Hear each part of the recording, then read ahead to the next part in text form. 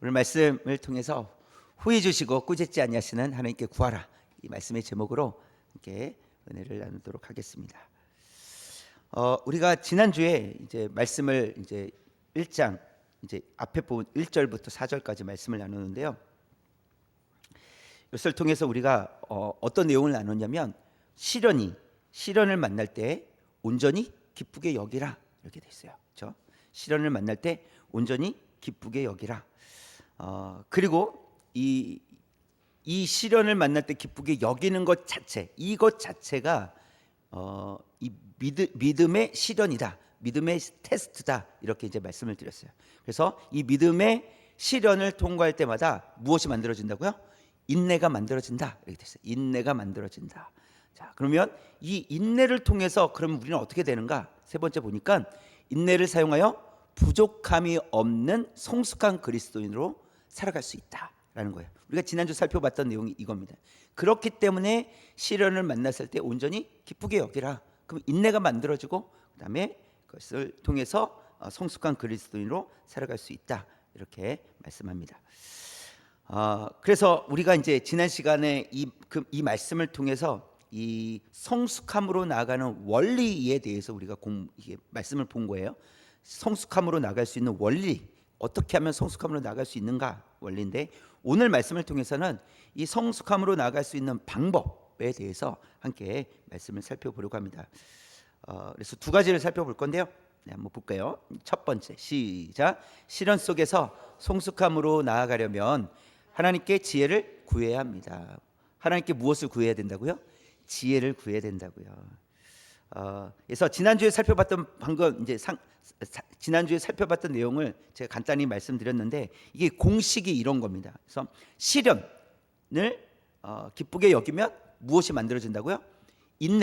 인내가 만들어집니다. 그러면 그 인내를 통해서 성숙을 이루게 된다. 이게 공식이라는 거예요. 시련은 인내를 만들어내고 인내는 성숙을 이루게 된다. 이게 이제 공식이라고. 그래서 이대로 하면 된다는 거예요. 그러면 성숙한 삶을 살 수 있다는 거죠. 그러면 끝이잖아요. 그렇죠? 아무런 문제가 없잖아요. 그렇죠?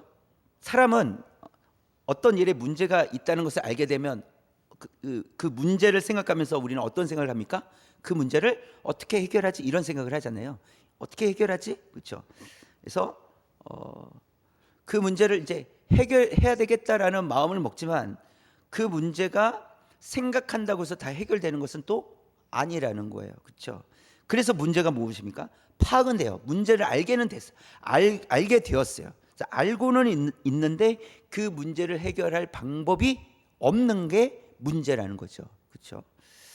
그래서 우리는 우리의 힘으로 해결할 수 없는 일들이 있다라는 거예요. 그렇죠? 그렇다면 내 힘으로 할 수 없으니 그럼 어떻게 해야 됩니까? 포기해야 됩니까? 아니죠. 누군가의 도움을 받아야 된다는 거예요. 내 힘으로 할 수 없으니 누군가의 도움을 받아야 돼요. 그래서 5절 말씀에서 이 문제를 해결하고 싶다면 하나님께 구하라, 이렇게 되어 있어요. 5절 말씀 한번 볼까요? 5절 시작. 너희 중에 누구든지 지혜가 부족하거든 모든 사람에게 후히 주시고 꾸짖지 아니하시는 하나님께 구하라, 그리하면 주시리라. 그러니까 하나님께 구하라고 말씀하세요. 그러니까 해결할 수 없으니까 해결할 수 있으면 내가 하면 되는 거예요. 하나님, 물을 못 마시겠어요, 이런 거죠. 물이 있어요. 물이 없는 게 아니라, 물을 만들어 달라는 것이 아니라 물이 있어요. 하나님, 저는 도저히 물을 마실 수가 없어요. 물 마시고 싶어요. 물이 있는데도. 그러면 여러 가지 이유가 있겠죠. 손을 쓸 수 없다든지, 그렇죠? 손을 쓸 수 없다든지, 그렇죠? 그만한 힘이 없다든지, 그렇죠? 물은 있지만 물을 열 수 있는, 그렇죠? 이런 힘이 없다면 물을 마실 수 없을 거예요. 그럼 누군가의 도움이 필요하다는 거예요. 그러면 꼭 하나님께 기도하지 않더라도 옆에 있는 사람에게 좀 따달라고 하든지, 물이 저기 있으니 물을 좀 달라고 한다든지, 이런 도움이 반드시 필요하다라는 거예요. 그래서 내가 해결할 수 없으니까, 해결할 수 없는 영역이니까 누구에게 도움을 구하라고요? 하나님께 도움을 구해야 된다. 하나님께 지혜를 구해야 된다. 이렇게 말씀하고 있어요. 그래서 이 5절 말씀을 통해서 우리가 세 가지를 왜 하나님께 구하라고 하는지 우리가 살펴볼 수 있는데요. 먼저 첫 번째는 함께 읽겠습니다. 시작. 우리에게는 문제를 해결할 수 있는 지혜가 부족하기 때문입니다. 그러니까 우리에게는 지혜가 부족하다라는 거예요. 문제를 다 풀어낼 수 있다면 이 도움을 받지 않을 거예요. 도와달라고 하지도 않을 거예요. 사실 우리가 평생을 살아도 모든 지식을 다 얻을 수가 없습니다. 우리가 얻는 지식은 어떤 지식이냐면 우리가 경험하는 범위 내에서 얻는 지식이에요. 경험하지 않은 것은 사실 뭐 책으로 읽거나 뭐 이렇게 영상으로 보거나 이 정도로 지식을 얻긴 하겠지만 그것도 우리의 경험이라고 할 수 있잖아요. 보고, 그렇죠? 읽고 한 것, 이것을 우리의 경험이라고 할 수 있는데 이 경험 안에서만 우리는 지식을 얻을 수 있어요. 그것도 그 경험 안에서만 지식을 얻지만 그것도 매우 한계적으로 지식을 얻습니다. 그러니까 우리가 가지고 있는 지식은 한계적이라는 거예요.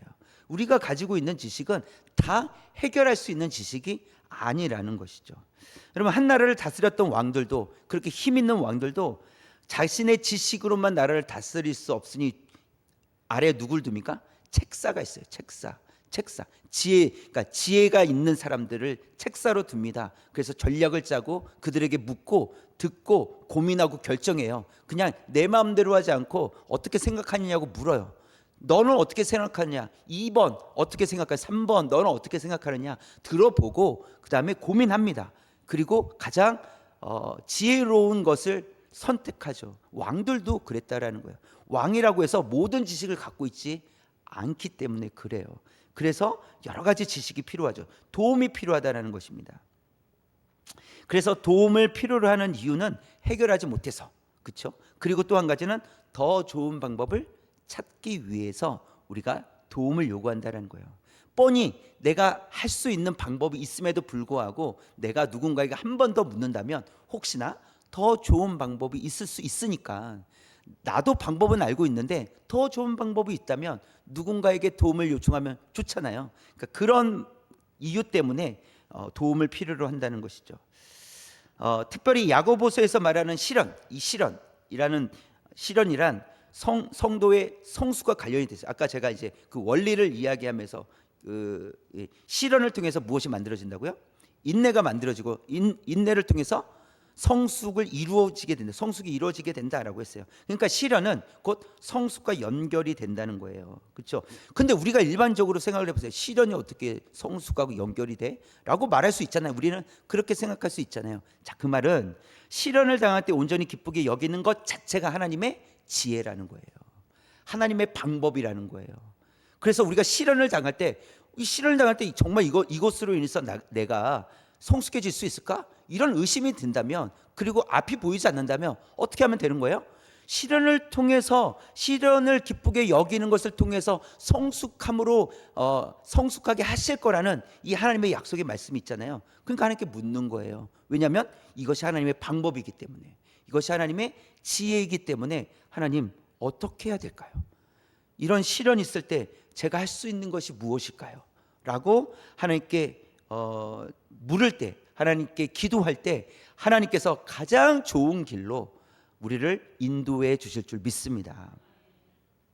자, 두 번째 시작. 하나님은 후히 주시기 때문입니다. 하나님께 지혜를 구해야 될 이유는 하나님께서 후히 주시기 때문에 지혜를 구하는 거예요. 후히 주신다라는 말씀은요, 관대하다 이런 의미예요. 관대하시다, 그렇죠? 너그럽다 이런 거죠. 그러니까 후히 주신다는 거예요. 후히. 예수님은 제자들에게 비유로 말씀하신 적이 있어요. 그러니까 인간 아버지들도 자식이 생선을 달라 하면 뱀을 줄 사람이 없고, 그렇죠? 그다음에 떡을 달라고 하는데 돌을 줄 사람이 없다. 이렇게 이제 설명을 하세요. 그런 비유를 말씀하세요. 그리고 나서 예수님께서 하신 말씀이 하물며라고 했어요. 하물며. 하늘 아버지께서 구하는 자에게 가장 좋은 것으로 주지 아니하시겠느냐라고 말씀하세요. 이것이 예수님의 설명이에요. 그러면 예수님은 거짓말쟁이가 아니시잖아요. 그러면 예수님 말씀처럼 하나님은 가장 좋은 것을 우리에게 주신다는 거예요. 그 말은 하나님은 후히 주신다는 거예요. 관대하시다라는 거예요. 그래서 이 누가복음에서는 이 좋은 것을 성령님이라고 말씀을 하고 있는데, 누가복음 11장 13절 처음부터 시작. 너희가 악할지라도 좋은 것을 자식에게 줄 알거든 하물며 너희 하늘 아버지께서 구하는 자에게 성령을 주시지 않겠느냐. 가장 좋은 선물이 뭐라고요? 성령. 왜요? 성령은 깨닫게 하시고 생각나게 하시는 분이에요. 여러분, 우리가 무엇을 해야 될지 알지 못할 때 누가 가르쳐 주신다고요? 성령님께서 가르쳐 주신다고요. 누군가가 너희들에게 소망에 관해서 묻는다면 성령님께서 가르쳐 주신다는 거예요. 누군가가 너에게 핍박하면서 똑바로 말해 이렇게 하면 겁먹지 말라는 거예요. 누가 가르쳐 주신다고요? 할 말을 성령님께서 가르쳐 주신다고요. 함께 하신다고요. 그래서 하나님은 말씀하시는 거예요. 성령이 성령을 주시지 않겠느냐 하는 거예요. 성령 주신다라는 거예요. 성령은 예수 그리스도의 영이고 하나님의 영이에요. 즉 하나님께서 함께 하신다는 거예요. 가장 좋은 것은 하나님께서 우리와 함께 하시는 거예요. 그래서 구하고 찾고 두드리라 이렇게 말씀하시는 거예요. 이 말씀 11장 13절 전에 나온 말씀이 구하고 찾고 두드리라 이렇게 말씀하세요. 그리고 하나님께서는 가장 좋은 것을 주신다는 거예요. 그러니 찾으라는 거예요. 구하라는 거예요. 문을 두드리라는 거예요. 언제까지요? 주실 때까지요. 구하게 될 때까지요. 문이 열릴 때까지요. 왜요? 하나님 반드시 우리의 기도를 응답하시기 때문에 그렇습니다. 그래서 하나님께 두드릴 때, 찾을 때, 구할 때 하나님께서 후히 주시고 우리에게 가장 좋은 것으로 채워주실 줄 믿습니다. 그래서 기도라는 것은 하나님이 주고 싶지 않은 것을 얻어내려고 하는 게 기도가 아니에요. 하나님은 마음이 없는데 제발 달라는 거예요. 하나님한테 그거 주시면 안 되겠냐고. 하나님은 너 안 돼. 하나님 주세요. 안 돼. 그게 기도가 아니라 하나님께서 이미 준비해 놓은 것을 받아 누리는 것이 기도예요. 하나님은 우리에게 필요한 것이 무엇인지 다 알고 계세요. 그래서 우리가 억지로 구하는 것이 기도가 아니라 하나님께서 원하시는 것을 구하고 받아 누리는 것이 기도다라는 것입니다. 그렇다면 우리는 왜 기도해야 됩니까? 가장 좋은 것을 우리에게 주시겠다고 약속했기 때문에 기도하지 못할 이유가 없는 거예요. 여러분 기도하지 않겠습니까? 왜 기도하지 않습니까? 가장 좋은 것이 싫으십니까? 우리가 이걸 안다면 기도하게 된다는 거예요. 기도는 그래서 억지로 하는 것이 아니라 기대하는 마음으로 하는 거예요. 왜요? 가장 좋은 것을 우리에게 주시기 때문에. 그래서 가장 좋은 것을 주시는 하나님 앞에 구하고 찾고 두드리는 저와 여러분 모든 성도님들 되시기를 원합니다. 자, 세 번째 시작. 하나님은 꾸짖지 않으시기 때문입니다. 꾸짖지 않으시기 때문입니다. 우리가 지혜를 구해야 된다는 것은 우리를 꾸짖지 않으신다는 거예요. 얼마나 좋으세요. 그렇죠? 혹시나 혼날까봐 기도 못하겠어요. 하나님한테 혼날까봐 이럴 수도 있잖아요. 근데 하나님 꾸짖지 아니하신다 이렇게. 누가복음 15장에서 보면 이 아버지의 제사를 탕진하고 돌아온 둘째 아들 이야기가 나오잖아요. 그렇죠? 이 둘째 아들이 아버지가 아직 살아 계신데도 자신의 몫을 달라고, 유산을 달라고, 나쁜 놈이 배은망덕하죠. 그런 아들. 근데 아버지는 아무 소리 하지 않고 아들에게 내어줍니다. 그리고 아들은 그 유산을 받아서 집을 떠나요. 그리고 다 탕진하고 돌아옵니다. 거지꼴로 돌아오게 돼요. 아버지는 저 멀리 잘 구분이 되지도 않는데 머리는 헝클어져 있고 저 멀리 거지가 한 명 서 있는데 저 멀리 있는 거지가 자기 둘째 아들이라는 걸 알게 돼요. 아무도 못 알아보는데 아버지는 알아보는 거예요. 둘째구나. 그리고 그 둘째를 단번에 알아보고 뛰어가서 아들을 맞이합니다. 예수님께서 이런 비유를 통해서 이야기 속 아버지를 누구라고 말씀하시는 거예요? 하나님이시다라는 거예요. 하나님이시다. 그래서 이 이야기 속 아버지와 같은 분이 바로 하나님이시다. 그런데요, 이 인간 아버지보다 더 좋으신 분이 하나님이시라는 거예요. 하나님 아버지시라는 거예요. 가장 좋은 거를 주신다고 했으니까. 그리고 그 하나님께서 이 이야기를 통해서 예수님은 하나님께서는 꾸짖지 않으신다는 거예요. 다시 안아주시고 받아주시는 분이 하나님이시다라고 말씀을 하십니다. 우리가 어떤 모습으로 왔든지 하나님 우리를 단번에 알아보세요. 너 힘들었구나 이런 거예요. 너 오늘 좀 마음이 상했구나 다 아신다는 거예요. 그리고 하나님께서 그 마음도 받아주시는 거예요. 보세요. 우리가 하나님께 예배드리는데 마음이 힘들어요. 그러면 제대로 예배가 되겠냐는 거예요. 그러나 그런 힘든 마음으로 주님 앞에 예배드리러 나왔지만 하나님은 그 마음을 받아주신다는 거예요. 그러면서 너 오늘 힘들었구나, 괜찮아, 잘 왔다, 이렇게 하신다는 거지. 하나님께서 야 그런 마음으로 와서 예배 드린다고 이렇게 하시겠냐는 거예요. 너 그런 마음으로 와서 너 되겠어? 마음을 정돈하고 왔어야지, 마음을 새롭게 하고 왔어야지, 이렇게 하지 않으신다는 거예요. 우리가 설교가 들리지 않아도, 아무것도 집중이 되지 않아도 그 마음으로 하나님 앞에 섰다면 하나님께서 잘 왔다, 잘 왔다, 그래 잘 왔다, 그냥 앉았다 가. 하나님 이러신다는 거예요. 하나님 우리를 꾸짖지 아니하시고 받아주시는 분이시다라고 말씀을 합니다. 여러분, 탕진하고 돌아온 둘째 아들 한번 생각해 보십시오. 돼지가 먹는 쥐엄 열매를 먹고 10분 심정이었어요. 성경에 보니까 먹지는 않았더라고요. 먹지는 않았는데 먹고 싶은 거예요. 먹을 게 없어가지고, 배가 고프니까. 여러분, 돼지는요 유대인들에겐 부정한 짐승이에요. 키우지도 않는 짐승이에요. 쳐다도 보지 않습니다. 그런데 그 부정한 짐승이 싼 똥을 치워야 되는 그런 처지에 있는 그 둘째 아들을 생각해 보십시오. 이게 무슨 일이냐는 거예요. 부정한 그 짐승의 똥을 치우고 있는, 이것은 인생의 가장 밑바닥까지 내려갔음을 보여주고 있는 거예요. 그런 인생, 아버지가 저 멀리서 저 거지를 보면서 둘째구나 라고 알아보신다는 거예요.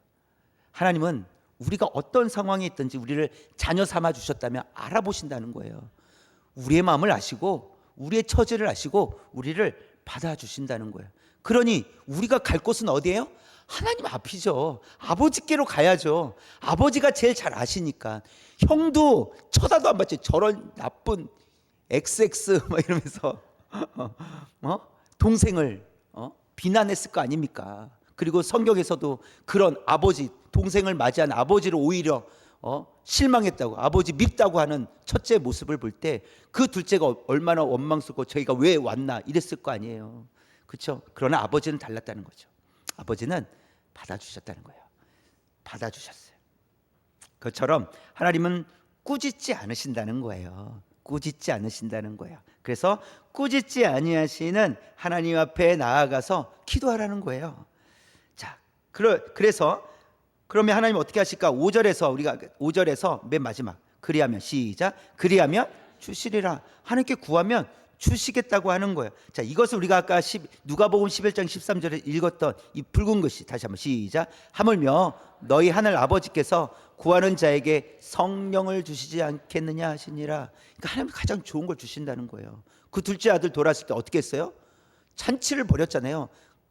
첫째 아들은 아니 나한테는 한 번도 이런 적이 없는데 둘째 아들 그 좋은 아들이라고 잔치를 여냐는 거예요. 근데 하나님은 가장 좋은 걸 주신다는 거예요. 구하라. 그리하면 주시리라. 그것도 가장 좋은 걸 주시겠다라고 약속해 주고 계십니다. 여러분, 이제 우리가 구해야 될 것은 하나님의 지혜예요. 지혜를 그래서 구하는 거예요. 우리는 알 수 없으니, 우리는 할 수 없으니, 우리는 지혜가 없으니 하나님께 지혜를 구하는 겁니다. 여러분, 우리가 보이는 문제들만 가지고 기도한다고 해도요, 하루 종일 기도해도 기도 다 끝나지 않을 거예요. 우리가 알고 있는 눈에 보이는 기도, 그냥 가정만 딱 생각해도 여러분 우리 자녀들을 위해서 기도할 게 너무 많잖아요. 그러면 그거 다 기도하려면 시간이 부족할 거 아니에요. 그렇죠? 그래서 우리가 다 기도할 수 없다라는 거예요. 다 기도할 수 없어요. 그래서 하나님께 지혜를 구하는 거예요. 왜냐? 하나님은 우리의 모든 것을 다 알고 계시기 때문에, 우리에게 가장 필요한 것이 무엇인지 알고 계시기 때문에 하나님께 지혜를 구하는 거예요. 하나님, 제가 무엇을 구해야 될까요? 하나님, 제가 앞으로 어떻게 살아가야 될까요? 그것을 통해서 하나님께서 가르쳐 주실 때, 또 말씀으로 들려주실 때, 깨닫게 하실 때 우리가 하나님께서 주시는 지혜로 말미암아 살아가야 된다는 것입니다. 그러기 위해서 하나님의 지혜가 필요하다라고 말씀을 합니다. 하나님은 우리가 앞으로 살아갈 때 우리의 상황을 아시고 또 사단의 계략도 아시고 우리 앞에 있는 장애물도 미리 다 아시기 때문에 우리가 어느 길로 가야 될지, 무엇을 선택해야 할지, 우리가 눈에 보기에는 A라는 것이 훨씬 더 좋아서 A를 선택하고 싶은데 하나님께서 자꾸 야 B야, B로 가, B로 가, 이렇게 우리에게 말씀하신단 말이에요. 우리의 마음을 그렇게 움직이신단 말이에요. 그런데 우리는 아쉬워하면서 B를 선택할 수도 있어요. A가 더 좋아 보이는데. 그런데 시간이 지나서 B를 선택한 다음에 시간이 지나서 보니까 아, 내가 A를 선택했다면 큰일 날 뻔했다. 이렇게 우리를 인도하신다는 거예요. 우리를 잘 아시기 때문에. 그래서 하나님께 지혜를 구하며 우리가 기도해야 된다라는 것을 말씀해 주고 있습니다. 여러분, 기도하지 않으시겠습니까? 우리가 기도해야 될 이유는 종교적이기 때문에 기도하는 것이 아닙니다. 하나님께서 우리에게 가장 좋은 것을 주시겠다고 약속하셨기 때문에 우리의 이 땅에서의 우리의 삶을 더 풍성하게 살아가기 위해서 하나님께 지혜를 구하는 거예요. 하나님께 기도하는 것입니다. 저와 여러분이 이 약속의 말씀, 이 말씀을 붙들고 하나님께서 가장 좋은 것을 주시겠다고 약속하여 주셨사오니 이 약속의 말씀을 붙들고 기도하며 나가겠습니다. 하나님, 우리에게 지혜를 주십시오. 바른 길을 선택하게 해주십시오. 바르게 가게 하여 주옵소서. 그래서 그것을 통해서, 그 시간들을 통해서 하나님께 영광 올려드리고 주님을 기쁘시게 해드리는 삶이 되게 하여 주옵소서. 그렇게 기도할 수 있는 저와 여러분 되시기를 주님의 이름으로 축원합니다. 자, 두 번째 볼까요? 두 번째, 시작. 하나님께 지혜를 구할 때 두 마음으로 구하지 않고 한 마음으로 구해야 합니다. 이제 지혜를 구할 때 두 마음으로 구하면 안 된다는 거죠. 여러분, 우리가 이 사용하는 제품들이 있잖아요. 제품들, 어떤 물건이라도 거기에 보면 주의사항이 있어요. 주의사항. 그래서 보면 그 주의사항 가운데 이런 대부분의 어떤 주의사항들이 많냐면 직사광선을 피하십시오, 뭐 이런 주의사항. 또 냉장 보관하십시오 라든지 어린 아이의 손에 닿지 않은 곳에 두십시오, 않는 곳에 보관하십시오, 뭐 이런 주의사항이 있고요. 또 먹으면 안 됩니다, 이런 거 있죠. 먹으면 안 된다, 뭐 이런 등등의 주의사항이 있습니다. 근데 만약 여러분 생각해 보십시오. 이런 주의사항대로 하지 않을 경우 어떤 일들이 일어납니까? 직사광선 때문에요, 상품이 변질될 수 있어요. 그렇죠? 변질되고 또 어떤 제품들은 폭발할 수도 있습니다. 그래서 직사광선을 피해야 되는 거예요. 그렇죠? 또 냉장 보관하지 않으면요, 제품이 상하게 되는 거예요. 그렇죠? 썩고 상하게 되죠. 그렇게 된다는 거죠. 또 어린아이가 만지거나 또 그것을 혹 먹거나 눈에 들어가면 어떻게 돼요? 큰일 나죠. 죽음에 이를 수도 있어요. 그러니까 먹지 말아야 될 것을 먹게 되는 경우, 눈에 들어가면 실명이 될 수도 있어요. 그렇기 때문에 큰 피해를 입기 때문에 주의사항을 잘 지켜야 된다는 거죠. 그것이 아무리 좋은 제품이라 할지라도 주의사항을 지키지 않으면 그것이 독이 될 수 있다는 것을 보여주고 있습니다. 오늘 말씀 속에서도 이 하나님께 지혜를 구하라고 말씀하시면서 주의사항을 말씀해 주시는 거예요. 주의사항 6절 한번 볼까요? 6절 시작. 오직 믿음으로 구하고 조금도 의심하지 말라. 의심하는 자는 마치 바람에 밀려 요동하는 바다 물결 같으니. 어떤 주의사항이 있습니까? 조금도 의심하지 말라. 의심하지 말라는 거예요. 의심하면 이게 바람이 살짝 불면 이게 요동치는 바다 물결 같다. 이게 물결치는, 이렇게 물결이 일어나는 그런 바다 물결 같다, 이렇게 말씀을 하고 계시는 거예요. 이 헬라어로 보면, 이 원어 헬라어로 보면 이렇게 돼 있습니다. 이게 순서가 오직 믿음, 그러니까 의심 없이, 헬라어로 보면 오직 믿음으로 구하라, 의심 없이, 이렇게 되어 있어요. 오직 믿음으로 구하라, 의심 없이. 그 말은 의심 없이 오직 믿음으로 구하라. 그렇죠? 우리에게 편하게 이게 바꾸면 의심 없이 오직 믿음으로 구하라. 그러면 어디에 강조점이 있습니까? 의심 없이의 강조점이 있습니까? 오직 믿음으로 구하라, 여기에 강조점이 있습니까? 오직 믿음으로 구하라, 여기가 강조점이 있죠. 강조점은 여기에 있는 것은 맞습니다. 그런데 주의사항이 있다는 거예요. 의심 없이가 주의사항이라는 거예요. 그래서 그러니까 오직 믿음으로 구하라, 그럼 주시겠다라는 건데, 확실한 제품인데, 그런데 주의사항, 의심이 있으면 제대로 그 제품을 사용할 수 없다, 이런 의미가 되는 거예요. 그래서 주의사항을 지키지 않으면, 그래서 좋은 제품임에도 불구하고 그것이 제품의 가치를 떨어뜨리는 일이 될 수 있듯이, 그렇죠? 있듯이 하나님께 믿음으로 구할 때 하나님께 반드시 주시는데, 문제는 의심을 가지고 한다면 그것이 두 마음이 된다는 거예요. 어떤 마음이에요? 왜 두 마음이에요? 한 마음은 하나님께 구하는 거예요. 이게 한 마음이에요. 하나님께 구합니다. 근데 다른 한 마음은요, 의심하는 마음이 생긴다는 거예요. 그래서 두 마음이라고 얘기하는 거예요. 의심하며 기도하는 것은, 근심하며 기도하는 것은, 안 될 거라고 생각하며 기도하는 것은 두 마음이라는 거예요. 그래서 두 마음을 품지 말라, 의심하지 말라, 이렇게 말씀을 하십니다. 그래서 그러면 이렇게 의심하는 자들은 어떻게 될까? 7절 시작. 이런 사람은 무엇이든지 주께 얻기를 생각하지 말라는 거죠. 이거는 한번 생각해 보겠다가 아닙니다. 이것은 처음부터 받을 수 없는 기도다라는 거예요. 의심하며 기도하는 것은 처음부터 받을 수 없는 기도다. 받을 수 없다. 이렇게 말씀하시는 거예요. 그 이유를 8절에서 시작. 두 마음을 품어 모든 일에 정함이 없는 자로다. 두 마음을 품었기 때문이다. 이렇게 말씀하고 있어요. 그렇죠? 그래서 의심은 딴 마음을 품는다는 거예요. 그렇죠? 딴 마음. 하나님 사랑해요. 그러면서 한 마음을 더 있어요. 딴 마음. 다른 것도 사랑하는데 이런 마음이 있는 거예요. 하나님을 사랑한다고 얘기하면서 다른 것도 사랑한다는 마음을 품고 있다라는 거죠. 그래서 하나님께 맡겨드린다고 하면서 하나님을 의심하고 있는 거예요.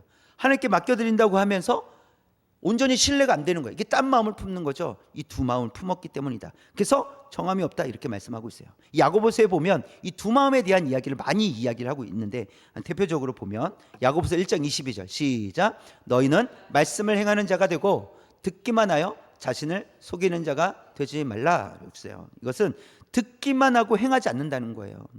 듣기만 하고, 두 마음이라는 거죠. 듣기는 듣는데 행하지는 않는 거예요. 듣기는 듣는다는 것은 너 이제 이렇게 살아야 된다라고 했을 때 네 알겠습니다. 근데 행하지 않는다는 거예요. 이것이 두 마음이다. 그 다음에 1장 26절 시작. 누구든지 스스로 경건하다 생각하며 자기 혀를 제가 물리지 아니하고 자기 마음을 속이면 이 사람의 경건은 헛것이라. 스스로 경건하다라는 거예요. 그런데 제가 물리지 않으면 뭐예요? 자기 혀를 제가 물리지 않으면 말을 함부로 한다면 경건할 수 없는 사람이라는 거예요. 말은 경건하다고 하면서 실제로 그렇게 말하고 있는 사람의 말이 경건하지 못한 거예요. 그러면 이것은 두 마음을 품은 것이다. 정함이 없다. 이렇게 얘기하시는 거예요. 2장 3절 시작. 너희가 아름다운 옷을 입은 자를 눈여겨보고 말하되 여기 좋은 자리에 앉으소서 하고 또 가난한 자에게 말하되 너는 거기 서 있든지 내 발등상 아래에 앉으라 하면 거예요. 그러니까 좀 잘 살아 보이고 좋은 옷, 비싼 옷 입고 있으면 왠지 좋은 사람 같고, 그래서 이렇게 높은 자리에 앉으라고, 좋은 자리에 앉으라고 하고, 또 허름하면요 앉든지 말든지 가든지 말든지 나는 모르게 신경도 안 쓰여. 그래서 여러분 우리가 이런 거에 익숙해져 있습니다. 우리가 이 세상에 살아가면서 내가 원하지 않아도 익숙해져 있어요. 여러분 옷을 잘 입고 어디 가보세요. 대접 받습니까? 못 받습니까? 대접 받아요. 내가 대접 받음으로 인해서 내가 갖는 이미지도 그래요. 아, 옷을 잘 입은 사람들은 대접을 잘 해줘야 되겠구나, 이런 생각이 든단 말이죠. 내 경험을 통해서. 그런데 허름하게 입고 어딜 이렇게 고급 레스토랑 가보세요. 무슨 일로 오셨습니까? 딱 가면 무슨 일로 오셨습니까? 이렇게 여기 들어가시려고요? 이렇게 물어볼 수 있어요. 왜요? 허름하잖아요. 뭔가 여기 올 사람 같지 않아 보이거든요.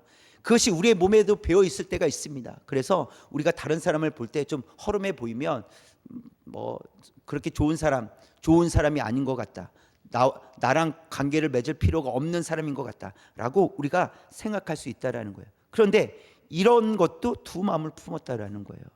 라고 성경은 하나님 우리에게 말씀하십니다. 또 볼까요? 2장 14절 시작. 내 형제들아 만일 사람이 믿음이 있노라 하고 행함이 없으면 무슨 유익이 있으리요? 그 믿음이 능히 자기를 구원하겠느냐. 아주 비꼬는 말이에요. 만일 믿음이 있노라 하고 행함이 없으면 그게 무슨 유익이 있느냐, 네가 가진 믿음이 정말 너를 구원할 수 있겠느냐, 이렇게 묻는 거예요. 얼마나 비꼬고 있습니까? 그렇죠? 그러나 우리가 하나님의 말씀, 이 하나님의 말씀이잖아요. 사람의 말이 아니라 하나님의 말씀이라는 거예요. 그리고 우리가 이 말씀을 우리도 적용해서 들어야 돼요. 나는 정말 하나님을 믿는다고 하면서 행함이 없이 하나님을 믿고 있진 않은지, 아니면 내가 정말 행하며 살아가고 있는지를 점검할 필요는 있어요. 나한테는 이거는 적용되지 않는 말씀이야, 나는 믿음이 있거든 라고 아무리 그렇게 생각해도 행함이 없다면 믿음이 없다라는 거예요. 그것을 지적하고 있습니다. 이것을 두 마음을 품었다라고 하는 내용이에요. 야고보서에서 말하는 두 마음에 대한 내용이고, 이 두 마음을 품은 자들은 정함이 없다 이렇게 얘기하고 있어요. 정함이 없다라는 것은 어떤 의미일까요? 일관성이 없다는 거예요. 일관성이 없다. 일관성이 없다라는 것은 어떤 문제에 대해서는 안 되면 어떡하지? 막 이런 거예요. 안 되면 어떡하지? 이러면서 기도하고, 어떤 문제에 대해서는 안 돼도 뭐 할 수 없지, 이렇게 기도하는 거예요. 이게 대체 어떤 마음이에요? 기도를 하는데 기도의 대상도 하나님께 똑같은데 어떨 때는 안 되면 어떡하지 막 이러고, 어떨 때는 안 되면 할 수 없지. 이게 어떤 마음이에요? 이 둘 다 이게 문제가 있다라는 거예요. 하나님께 기도했으면 하나님께 맡겨드려야지. 안 되면 어떻게 하지? 이 마음도 두 마음을 품은 거고, 안 돼도 할 수 없지. 이게 믿음으로 고백하는 것 같지만 이거는 뭐 안 돼도 뭐 괜찮아 이런 거잖아요. 그럼 못하러 기도하냐는 거예요. 안 돼도 괜찮은 일을 못하러 기도해요. 안 되니까 기도를 하는 거지. 그 말은 그것이 소중하고 중요함에도 불구하고 나에게 큰 손해가 안 된다고 생각하기 때문에 안 되면 할 수 없지라고 생각한다라는 거예요. 그게 아니라 이가 두 개 다, 이 두 개 다 좋지 않은 거죠. 일관성이 없는 거예요. 그래서 하나님께 맡겨드렸다면 하나님께서 하시도록 맡겨드리고 기다려야 되는 것이죠. 그래서 안 되면 어떻게 하지도 안 되고, 안 되면 할 수 없지, 안 돼도 할 수 없지, 이런 마음도 안 된다는 거예요. 일관성이 없다는, 이것이 정함이 없다는 거예요. 이리저리 정함이 없이 흔들린다는 거죠. 그래서 우리가 읽었던 6절의 말씀처럼 이 마치 바람에 밀려 요동하는 바다 물결 같다. 여기서 바람이 불면 이쪽으로 가고, 저기서 바람이 불면 이쪽으로 가고, 그러니까 바람이 불면 계속해서 이쪽으로 갔다가 저쪽으로 갔다, 정함이 없다라는 거예요. 계속 흔들리게 된다라는 것입니다. 여러분, 결국 의심이 있으면 아주 약한 바람에도 출렁이는 바다 물결 같이 돼버린다는 거예요. 그러니까 믿음이 아주 약하다는 거예요. 정말 아무것도 아닌데 그것 때문에, 그 일로 인해서 완전히 바닥을 치게 되는 그런 일들이 일어날 수 있다라는 거예요. 그래서 내가 연약하면, 그래서 나의 연약함을 안다면 하나님께 지혜를 구하는 거예요. 하나님 어떻게 하면 되겠습니까? 하고 하나님께 맡겨드리는 거죠. 근데 기도하면서도 안 되면 어떡하지? 이렇게 해도 안 바뀌면 어떡하지? 나는 그대로인 것 같아 라고 생각하지 않고 하나님께 맡겨드렸으니 또 우리는 어떻게 해야 됩니까? 우리가 경건해지기를, 그렇죠? 경건의 시간을 갖고 더 성숙해지기를 우리는 또 노력해야 되고, 시련 가운데 어떻게 해야 될지 모르겠습니다 라고 했을 때 분명히 말씀 속에서 시련을 기쁘게 여기라 말씀하셨으니 기쁘게 여기기를 우리가 힘써야 되겠죠. 그러다 보면 인내가 만들어지고, 또 인내가 만들어지면 성숙에 이루어 가게 되는 거죠. 그런데 이러한 것들을 하지 않고 어떻게 하면 좋을까요? 어떻게 하죠? 하면서 어떻게 하면 좋을까요? 여기에 머물러 있다면 아무런 의미가 없다, 자라가지 않을 것이다 라는 것입니다. 여러분의 기도는 어떠십니까? 시련이 있을 때 어떻게 기도하고 계십니까? 하나님의 지혜를 구하고 계십니까? 아니면 나의 어떤 생각대로 하나님께서 반드시 들어주셔야 된다고 하나님께 강요하고 계십니까? 하나님 이렇게 안 해주시면 저 죽습니다, 뭐 이렇게 하나님 협박하고 계시진 않으십니까? 하나님은 우리를 향해서 지혜를 구하라 이렇게 말씀하세요. 지혜를 모르겠거든, 어떻게 기도해야 될지 모르겠고 무엇을 해야 될지 모르겠거든 지혜를 구하라는 거예요. 떼쓰지 말라는 거예요. 물론 우리가 그럴 때가 있습니다. 정말 이제 이 절벽 한 걸음만 더 가면 절벽인 상황 속에서 우리가 어떻게 합니까? 우리가 여유 있게 어떻게 기도할 수 있어? 부르짖겠죠. 막 난리를 칠 거야. 하나님 저를 살려주셔야 된다고. 그럴 때가 분명히 있어요. 그러나 그거는 그럴 때를 얘기하는 거지, 평상시에 하나님 협박했어야 되겠냐는 거예요. 하나님 안 들어주시겠습니까? 저 이번 주에 교회 안 나갑니다. 그래서 뭐 이런 식으로 하나님 앞에 협박하면 되겠냐는 거예요. 저 헌금 생활 제대로 안 할 겁니다, 이러면 되겠냐는 거예요. 그러니까 하나님께 지혜를 구하라 이렇게 해서 말씀하고 계시는 겁니다. 여러분, 의심의 먹구름은 혹시 없으십니까? 그러니까 비가 아직 오지도 않았는데 먹구름 때 비가 오면 어떡하지? 이러고 계시지 않냐는 거예요. 기도도 아직 시작도 안 했는데 안 들어주시면 어떡하지? 이런 마음이 있냐? 상황이 좋지 않기 때문에 기도를 해도 안 될 것 같아가지고 안 될 것 같아 하면서 기도도 시작도 못하고, 또 그러면 그런 마음으로 기도를 시작한다고 해도 그게 두 마음이라는 거예요. 여러분 안에 먹구름은 있지 않습니까? 의심의 먹구름. 그래서 기도할 수 없게끔 만드는, 기도해도 이제 곧 비가 오니 안 될 것 같아 라는 그런 마음은 없으십니까?